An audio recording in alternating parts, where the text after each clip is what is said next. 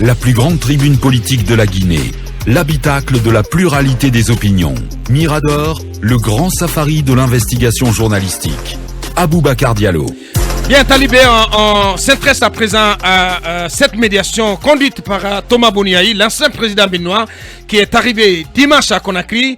Il ce qu'on peut dire, c'est qu'il va réellement entrer dans le vif de sa médiation à partir d'aujourd'hui, parce que un agenda dévoilé par les autorités guinéennes ou par son entourage prévoit plusieurs rencontres à partir de ce mercredi 24 août. En tout cas, c'est un communiqué, si on peut le dire ainsi, du ministre de l'administration du territoire qui précise tout ça, puisque on a en tout cas un agenda qui prévoit que Yahi Boni rencontre les membres du gouvernement à la date du 23, donc hier. Puisqu'on a appris qu'il a pris langue avec notamment deux ministres, celui des Affaires étrangères et celui de l'administration du territoire et de la décentralisation.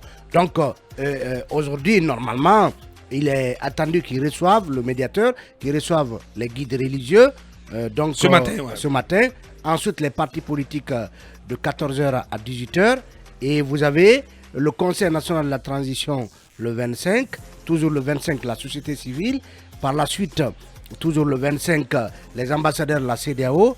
Et encore dans la journée du 25, les ambassadeurs du G5, de la Russie, de la Chine, du Japon. Et puis vous avez encore la journée du 25, les associations de jeunes, de femmes. Ensuite, vous avez les SAGE des 4 régions, en tout cas des 4 coordinations régionales. Ça, c'est le 26. Et les organisations syndicales, les forces de défense et de sécurité, les organisations de défense des droits de l'homme, toujours le 26. Toujours le 26, les organisations des Guinéens de l'étranger. Aboubacar, il est prévu donc que ces rencontres, ces entretiens s'étalent jusqu'au dimanche. Au dimanche 27 samedi août. 27. Samedi 27. Oui, samedi 27 août. Donc, dernière organisation à rencontrer est celle de la presse, les organisations de la presse. Aboubacar, curieusement, ça ressemble à s'y méprendre aux journées de consultation que le président de la transition avait eues. Au Palais du Peuple. Au Palais du Peuple vers fin septembre, donc dans le courant du mois du coup d'État donc du CNRD. Et finalement, on se pose la question, et ça ressemble bien évidemment en tout cas à une situation où on verrait, lorsqu'il doit recevoir les partis politiques, l'ensemble des partis politiques concernés dans une même salle et en train d'échanger avec le médiateur. Est-ce que c'est la meilleure méthodologie de travail, la méthode de travail la plus efficace lorsque on doit s'imprégner des revendications, des préoccupations de chacun des acteurs avant finalement de décider ou de proposer un schéma de ce qui est attendu de cette consultation, c'est-à-dire un schéma de dialogue. Parce que la finalité la plus importante de tout ce qui se fait là et de ce qui est attendu du médiateur, c'est la possibilité de mettre enfin en place un cadre de dialogue où on va discuter des questions liées à la transition. Donc, est-ce que c'est la méthodologie la plus efficace? On se pose la question. Est-ce que à l'origine, Yahi Boni, c'est ce plan de travail que lui envisageait, c'est-à-dire avoir droit à des genres de forums où il recevrait tout ce qui est société civile à la fois, tout ce qui est parti politique à la fois, etc. etc. Est-ce que c'est ce plan qu'il avait? Et pourquoi les rencontres d'hier, puisque le RPG, à travers un communiqué, nous a prouvé qu'il était question que l'ex-parti au pouvoir, l'ex-mouvance présidentielle soit reçu par le médiateur.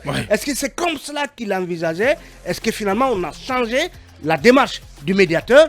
Toutes ces questions se posent, toujours est-il que beaucoup ne sentent pas ce médiateur libre de son imagination, de son activité et de son approche. Et voilà, on verra ce que cela pourrait donner. Toujours est-il qu'il y a urgence. Et dernière question, Aboubacar, lorsqu'il sera question de recevoir la société civile, est-ce que le FNDC sera reçu? Nous apprenons que le gouvernement aurait opposé un niet à ce que le FNDC soit reçu par le médiateur. Oui, allez-y Manuel, sur ce calendrier des échanges que le médiateur va avoir avec, on peut dire ainsi, l'ensemble des acteurs nationaux, en tout cas les représentants des acteurs nationaux. Moi je pense qu'au vu de ce qu'on a constaté déjà hier, des partis politiques dont le RPG qui devait rencontrer le médiateur, déjà je pense que c'était pratiquement un tête-à-tête entre le médiateur et le RPG Arc-en-Ciel. Ouais. Donc je pense que hier déjà il y avait une approche qui peut-être préconisait de rencontrer les grands acteurs, mais de manière individuelle. Est-ce que cela arrange forcément le CNRD, le gouvernement? Ça c'est une grosse interrogation. Parce que si évidemment on doit recevoir par exemple le RPG à part, l'ANAD à part, évidemment qu'on aura des problèmes après pour pouvoir diluer tout ce que ces grandes coalitions vont apporter comme grief qu'elles ont contre la gestion de la transition actuellement. Donc, moi je pense que vous faites bien de poser la question, parce que quand vous regardez ce point 3 de l'agenda du médiateur, ce qui est prévu, qui sera déroulé demain, plutôt aujourd'hui, quand il sera 14h, entre 14h et 18h, il va échanger avec la classe politique, mais c'est mentionné, donc rencontre avec les partis politiques et coalition des partis politiques. Je ne sais pas ce que ça veut dire, Talibé. Je ne sais pas ce que ça veut dire. Comment ça sonne dans les esprits? Je crois que c'est fait exprès. Il y a eu des coalitions politiques qui ont demandé à être entendues parce que ce sont elles qui contestent. Étant donné que les autres sont d'accord avec le chronogramme, ce n'est donc pas la peine de les écouter, selon ces coalitions. Mais ouvrir un forum justement où tout le monde viendrait parler, où vous aurez l'ANAD et la coalition dirigée par Lansana Kouyaté viendrait par exemple confronter leurs idées, je pense que c'est une opportunité pour la junte de pouvoir diluer au maximum les griefs que l'ANAD, le RPG pourrait porter contre la gestion que le CNRD est en train de faire de la transition. Donc c'est une sorte de fourre-tout qu'on crée justement pour que les voix discordantes soient le moins audibles possible, et que aux yeux du médiateur on ait plutôt une mosaïque de points de vue, que quand l'ANAD va dire nous ne sommes pas d'accord sur tel point, dans la salle qu'il y ait aussi quelqu'un d'autre qui dise nous sommes d'accord. Et cette confusion, qu'est-ce qu'on sait du format de ces échanges? On n'en sait pas grand chose mais à partir du moment où on a l'idée, est-ce que les rencontres pourraient avoir lieu ou pourraient se dérouler séparément? Manu. Si entre 14h et 18h, Boni Yayi peut recevoir les partis politiques et les coalitions politiques individuellement, bah, il serait super mal. Je suis pas sûr que ça c'est prévu ainsi, Mohamed. Peut-être que vous êtes dans les secrets de Dieu, Mohamed. Moi, je pense que c'est un grand forum où tout le monde viendra parler. Non, pas un forum. Non, ça... Facilitons la tâche aux médiateurs. Mais moi, ce que je crains, ce petit millimélo, parce que j'apprends que la CORED, l'ANAD, et l'UFR et certainement le RPG qui ont décidé de ne pas participer à cette rencontre. Si c'est acté dans les heures qui suivent, ces coalitions ne vont pas participer. Et si elles ne participent pas, ça va biaiser la médiation du médiateur Boni Yayi. Alors qu'on accepte d'aplanir les divergences et que chacun fasse, si elles ne vont pas ces coalitions. Mais pour quelle raison elles pourraient ces rencontres? Oui, c'est tout politique selon ses formations politiques. Qu'est-ce que vous avez appris? Pour quelle raison l'ANAD, la CORED et d'autres entités ne viendraient pas rencontrer le médiateur? Si c'est confirmé, les revendications de ces coalitions, elles estiment qu'elles sont plus légitimes que celles des autres partis politiques qui vont aller remplir la salle. Donc c'est la raison fondamentale. Et le médiateur doit tout faire pour... Moi je pense qu'il faut, on doit laisser la possibilité au médiateur de parler avec tout le monde. Oui, il va parler avec tout le monde. Sans exclusion. Oui, mais si ces coalitions estiment que les revendications sont exclusives. Sans exclusive. Non, c'est pas une exclusion. C'est pas une exclusion. Mais qu'il ait la possibilité de discuter avec tout le monde. Ces grandes coalitions peuvent se taper la poitrine pour dire non, mais les autres ne doivent pas être reçus dans la salle. Évidemment, c'est pas possible. Le marigot politique guinéen est constitué ainsi depuis l'époque de Palmer. Donc depuis l'époque Palmer, c'est un nom de code de procès Alpha Condé. De passage, on l'appelait Palmer, comme vous dites, le soleil. Donc qu'on accepte qu'on accepte la médiation de Yayi Boni, parce que cette formation politique, j'ai ça dessus, estime que leurs revendications sont plus légitimes que d'autres partis politiques annexes aujourd'hui, qui sont prêts aujourd'hui à baisser la tête face au CNRD. Donc ça ne facilite pas la chance aux médiateurs. L'autre question, pourquoi c'est le prix Nelson Mandela Morissanda qui signe cette lettre et Mori Kondé? J'ai pas du tout compris que les deux ministres prennent cette décision. Pourquoi? Pour quelle raison les deux ministres doivent signer ce chronogramme, ce programme imposé, pas imposé, soumis au médiateur. Ah oui, non, je ne sais pas, c'est imposé. Ah, mais quand ça vient de toi, c'est ça. Non, je ne sais pas. Ça devient intéressant. Non, Parce que ça a plus de sens. C'est un beau lapsus. Oui, parce que Ouais. je vous ai dit C'est un que chronogramme imposé au médiateur. non pas imposé, Oui, proposé. si, Mohamed, La si. télécommande de la CEDEAO, la télécommande est tenue par la Guinée. C'est à qui peut- À travers ça, le prix Nelson Mandela. Non, mais à travers le colonel Madi Doumbia. Parce que il est très très ferme là-dessus. Ouais. Demain, on verra des révélations. Vous avez touché un problème. Il avait le visage fermé hier au palais Mohamed V. Ouais. Les mots ont été très très durs. Ouais. Avec un langage cru, un langage de Honnêtement, moi vérité. j'ai vu les yeux du colonel. Soleil. Voilà, non, mais pas Le pas le soleil. soleil. Je sais pas Bon, comment parce que, je vais dire. par exemple- Du légionnaire. C'était effrayant. Hein. C'était très effrayant. Le président, par exemple, de l'Alliance guinéenne pour le développement, AGD, de M. Ahmed Sekou Kamara, il ira aujourd'hui avec ses revendications qu'on appelle affectueusement Ahmed de Paris. Aujourd'hui aussi, qui est en train de rassembler, qui a son mot à dire sur la scène politique. Mais pourquoi pas? Il sera de la salle. Bien sûr. Eli Kamano sera là-bas, Frère Mono. Qu'on accorde aussi la chance au parti. Diabati Doré, évidemment. Ouais, il était en route là. Il était en route. Ouais. Donc, espérons qu'on trouvera un dénouement. Ouais. Mais tout porte à croire que la tâche du médiateur semble être très très compliquée. Ouais. Parce que si on écarte ces gros morceaux qui refusent de participer, Ouais. Akumba, avec ses livres, ne dira pas le contraire. Ouais. J'espère que ça sera Et pas mon cher mauvais. Oumou Abouakar Souma, est-ce qu'il sera au rendez-vous ou pas? Il a fui la justice guinéenne. Il est allé en exil forcé à Dakar. Oh là là. Il faut qu'il rentre aussi. Bien. Allez-y Akumba sur cet agenda du médiateur. Première remarque, c'est que la signature du communiqué par 2 membres du gouvernement m'amène à croire qu'on a mis à la place publique toutes les divergences entre le médiateur et le gouvernement. Parce que sinon, c'était au médiateur de signer le communiqué. C'est ma première lecture. Et la deuxième lecture, toujours sur ce communiqué, c'est que ce communiqué permet à la communauté internationale de réfléchir sur un plan de secours. C'est-à-dire que, initialement, le plan qui est prévu par le médiateur Boniaï ne pourrait pas marcher. Et si cela ne marchait pas, il faut trouver un plan de secours pour pouvoir continuer parce qu'il faut que la médiation réussisse, tout comme parce qu'il faut que la transition guinéenne réussisse. L'autre lecture sur le fait qu'on mette pratiquement tout le monde ensemble, je pense que ça pourrait aussi être une autre stratégie de négociation. Je me rappelle bien des cours de développement personnel et leadership du docteur Issaka Souare. Vous savez, il a été... Oui, ça fait très longtemps d'ailleurs qu'on on n'a pas reçu dans cette émission. Voilà. Docteur Issaka a participé, il a participé dans l'ombre à plusieurs négociations en Afrique. Et c'était pratiquement l'assistant attitré du président... bon, son nom va me revenir. Alpha Oumar Konaré. Non, pas Alpha Oumar Konaré. Le président, il est vers l'Afrique centrale là-bas, mais il est décédé il n'y a pas longtemps. Bien.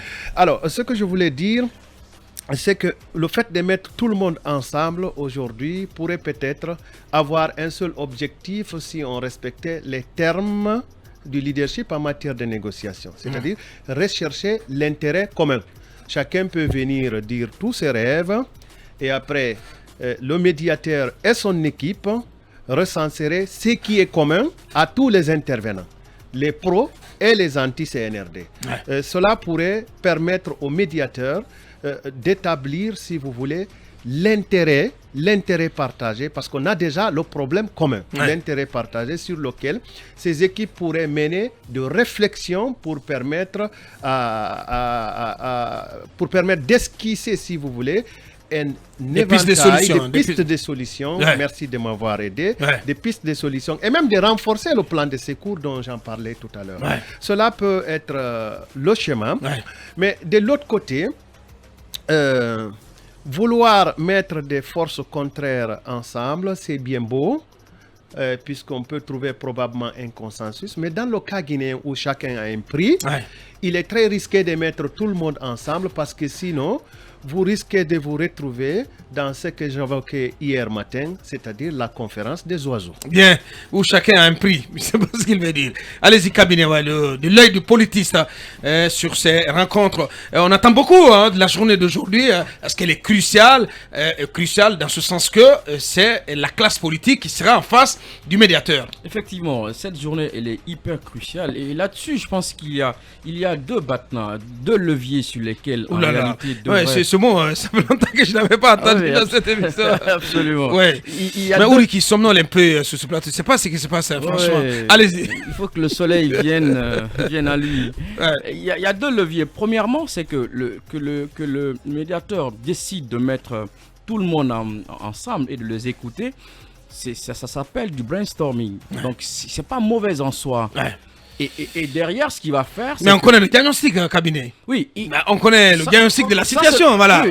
Mais tellement de consultations, tellement de rencontres, mais des mémos qui ont été déposés ici et là. Après, mais qu'est-ce qu'il faut raconter de nouveau? Peut-être que le contexte a un tout petit peu changé. Exactement. Notamment quand on parle du FNDC, dont les hauts responsables sont en prison. Autrement, c'est peut-être le cas chez l'ANAD, dont...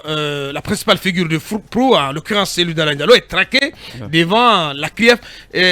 Ça veut dire que la CRIEF pourrait être un élément de débat au centre donc, de ces discussions. Exactement. Et le deuxième levier, justement, c'est en réalité l'analyse contextuelle. Il sait aujourd'hui on en est où. Il a tous les rapports. Le médiateur a tous les rapports. Il a la situation complète. Ouais. Donc, s'il réunit les gens, c'est pour pouvoir avoir...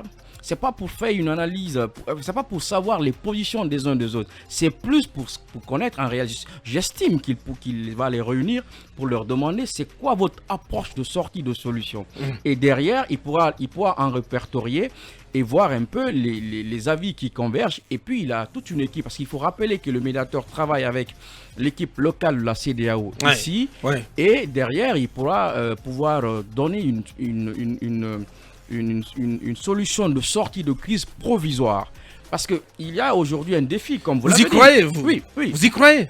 Vous croyez à quelque chose qui pourrait donc faire bouger les lignes au sortir de cette semaine de travail du médiateur? Oui, vous savez... Vous y croyez? Non, mais sincèrement, je pose la question. J'y crois. Le médiateur a je n'y crois pas du tout. Personnellement, je n'y crois pas. Il y a deux lectures. Ça donnera rien, il y a deux résultats possibles. Mais ça donnera rien. Mais il y a deux résultats possibles. Se retrouvera lundi pour en parler ici. Il y a deux résultats possibles. Que le médiateur arrive à trouver une solution ou qu'il dise... Je n'en peux plus, je ne vois pas de solution. Ça aussi, c'est une solution. Très bien. Allez-y, Mamadou, pour en terminer, on a près moins de 20 minutes pour évoquer le dossier d'enquête d'Akoumba. Écoutez, dans cette histoire, moi, il y a une expression qui me tient beaucoup à cœur, c'est la bonne foi. Ouais. Je pense que hier, on était avec M. Aliou qui l'a prononcé. Je disais que nous, on l'a suffisamment dit ici. Je reviens là-dessus. Le médiateur est présent à Conakry. Il est de retour. Je pense que la bonne foi doit exister de tous les côtés. Du côté de tous ces acteurs-là qui sont appelés à le rencontrer. S'il n'y a pas la bonne foi, évidemment, soit il n'y aura pas de rencontre, soit il y aura une rencontre, mais qui n'atteindra pas l'objectif escompté. Et déjà, on entend parler de certains qui ne veulent pas y aller. Voilà pourquoi j'insiste encore sur la bonne foi, qui doit faire que les gens se déradicalisent. Se déradicalisent pour justement lâcher du lest. Bien dit, honnêtement. Et écouter le médiateur. En l'écoutant, il faut aussi lui accorder le bénéfice de la bonne foi. Il faut se dire que Boni Yayi, tout ce qu'on dit sur lui, il est mou, il est moche, il n'est pas beau. Regardez-le comme quelqu'un de volontariste. Regardez-le comme un envoyé de paix et puis qui veut trouver une solution à vos problèmes. Quand vous partez avec des préjugés, eh bien, vous n'aurez même pas le temps de l'écouter. Et je pense que, comme vous l'avez dit, le lundi, on se retrouvera à dire que ça a été un fiasco. Malheureusement, c'est pas ce que nous souhaitons. C'est pas ce que nous souhaitons. Et tout à l'heure, on s'est demandé sur peut-être le pourquoi le ministre de l'administration du territoire et celui des AE ont signé. Je pense que chacun a un travail à faire. Puisque l'autre gère le pan diplomatique, notamment avec la CEDEAO, les relations avec la CEDEAO, le pan politique. Mais pour moi, est-ce que c'était le format idéal? Non. Parce que cela autrement montre que le médiateur, comme quelqu'un l'a dit tout à l'heure, n'est pas forcément indépendant. Et que la CEDEAO... Il est inséré de toutes parts. Et que comme Mohamed le dit, la CEDEAO est peut-être tenue par Mamadi lui-même et gérée par lui-même, alors que c'est elle qui doit se faire entendre. Parce qu'il y a une représentation locale de la CEDEAO. Donc si le médiateur est accepté, l'idée du médiateur est acceptée et qu'il vienne, on doit lui laisser la liberté avec l'équipe locale de faire son chronogramme et de le signer par la représentation de la CEDEAO et le dispatcher. Quand c'est comme ça... C'est le bureau local de la CEDEAO normalement qui devrait concocter tout cela. Et organiser son programme. Ouais. Autrement, quand ça vient du gouvernement, ça a l'air de quelque chose d'imposé. Voilà. Et donc, c'est pas bon pour la bonne foi du gouvernement. Parce que je parlais de bonne foi. Quand c'est comme ça, c'est pas bon pour leur bonne foi. Je termine sur la question qui avait allusion tout à l'heure au fait qu'on parlait de coalition et de partis politiques. Moi, j'ai écouté un leader de parti politique qui se plaignait du fait que chaque fois qu'on invite les gens, depuis le début de la transition, on invite les coalitions. Il dit pourtant, il y a des partis politiques qui sont des non-alignés, qu'on peut appeler actuellement des non-alignés, qui ne sont ni de l'ANAD, ni de la CORED, ni de RPG et alliés, mais qui ont quelque chose à dire. Peut-être que c'est en tenant compte de cela qu'on parle de coalition et de partis politiques. Très bien. Peut-être qu'ils pourront être bien dit. Ouais, un peu de mots, cabinet Mohamed, pour clore. Non, mais je veux dire qu'il y a un défi d'abord qui est celui du médiateur. C'est celui de rassurer. Rassurer le CNRD, mais aussi rassurer ceux qui ne sont pas d'accord avec la démarche. Mais à ce niveau, il n'y a pas de problème. Il n'y a pas de problème chez le médiateur. Non, mais... il va vouloir, il a à cœur de faire son travail. Oui, parce que s'il a accepté cette mission, il sait bien que c'est une mission délicate et il joue aussi gros parce que son image qui pourrait être en jeu dans cet effort de médiation. Non, la sérénité dont je fais allusion, c'est que le CNRD n'est pas tout à fait en sérénité avec la CEDEAO de façon générale. Il faut rappeler que ça a mis du temps pour que le médiateur... Non, mais quoi qu'il y a eu Boni Ferra, la junte, sa position, elle est déjà établie par rapport à ces consultations, à ces discussions. Et si déjà on nous apprend que d'aucuns disent qu'ils ne viendront pas, il y a aussi à rassurer de ce côté-là. C'est pas évident, oui. Car, non, en fait, cette précision... mais il faut qu'on passe à de cette... Je lisais la réaction d'un responsable de l'ANAD qui disait que on les a invités via un appel téléphonique et que eux, ils ne sont pas du genre à répondre à une rencontre. Ce sont des complications, ce sont des caprices. Oui, allez-y. Mais non, que nos politiques sachent seulement qu'il n'y a pas de parti politique pro-CNRD et des partis politiques contre CNRD. Parce que c'est l'idée qui gêne aujourd'hui au sein de ces formations politiques. C'est un débat sur les éléments de conduite de la transition. Il faudrait que chaque parti politique inclue ça dans un coin de sa tête. Parce que si vous vous divisez que tel parti est pro-CNRD, tel est contre CNRD, c'est contre-productif. Et pour terminer, on nous apprend que le FTA, on a tous l'habitude de le dire, n'est pas une coalition dirigée par Lansana Kouyaté. La présidence, elle est extrêmement importante. Ça n'a pas de sens. Non, il n'y a pas de président au FTA. C'est un forum, il n'y a pas de président. Donc le débat, souvent, il est un peu noyé. Mais le principal parti au sein du FTA, c'est bien entendu le PDN. Il y a le parti de Mori Kaba aussi. Un parti naissant. Oui, mais qui est sur le terrain. Mori Kaba qui a la tête pensante. Attendons de voir. Qui a la tête pensante du FTA. Attendez quand même. Mais bien sûr. Hein. Attendons de voir. Non, moi je crois à ce monsieur, sincèrement. Je crois vraiment à Mori Kaba. Je crois bien sûr aussi à Mori. C'est mon camarade de classe. Bien sûr. Voilà, ma prière, c'est qu'il soit président. Mais voilà, il doit faire du chemin. Il a gagné son procès face à son autre adversaire. Mohamed, franchement, voilà. À lui dire, il a gagné le procès. Voilà. Mais ici, on se prend. Ça monte rapidement à la tête. Oui, mais il faut faire confiance à la jeunesse aussi. Attendez, Mohamed. Mais oui. Ça se passe pas comme ça. Allez-y, Akouma, vous avez un dernier mot là-dessus. Moi, je voudrais dire à l'ensemble des acteurs qu'il n'y aura aucun perdant, il n'y aura aucun gagnant. Le seul perdant parmi ces acteurs qui vont participer à cette réunion sera ces acteurs-là qui ne savent pas quoi faire après avoir perdu. Il faut toujours avoir un plan de relance, un plan à partir duquel on pourrait rebondir. Et pour finir, j'aimerais dire à M. Boni Yahi d'éviter le partage de l'orange. C'est-à-dire qu'est-ce que ça veut dire? Il se raconte, il y a deux filles qui se battaient pour une orange. Le père vient tout fâché. Il dit, vous vous battez pourquoi? Chacune dit, je veux de l'orange. Le père dit, d'accord, je vais régler le problème. Il prend un couteau, il tranche l'orange à deux parts égales. Il remet à chacune une partie. Mais chacune des filles continue à pleurer parce qu'elle n'est pas satisfaite. Vous savez pourquoi? Non. Parce que le père n'a pas posé de questions sur les intérêts. Alors que une des filles voulait avoir le zeste pour faire un gâteau, l'autre voulait du jus pour boire. Mais le père s'est dit, je vais être juste, je partage l'orange en deux et puis je donne une partie à l'autre, une autre partie à l'autre. J'ai été juste. Oui, vous avez été juste, mais vous n'avez pas réglé le problème. Alors que M. Boni Yahi, sa fille, écoute attentivement, analyse attentivement et qu'il sache que en Guinée, un problème ne se résout pas en donnant, en partageant à part égale le gâteau conflictuel pour les deux parties en conflit. Bien. Il faut poser des questions sur les intérêts. Allez, on va poursuivre notre émission dans un instant.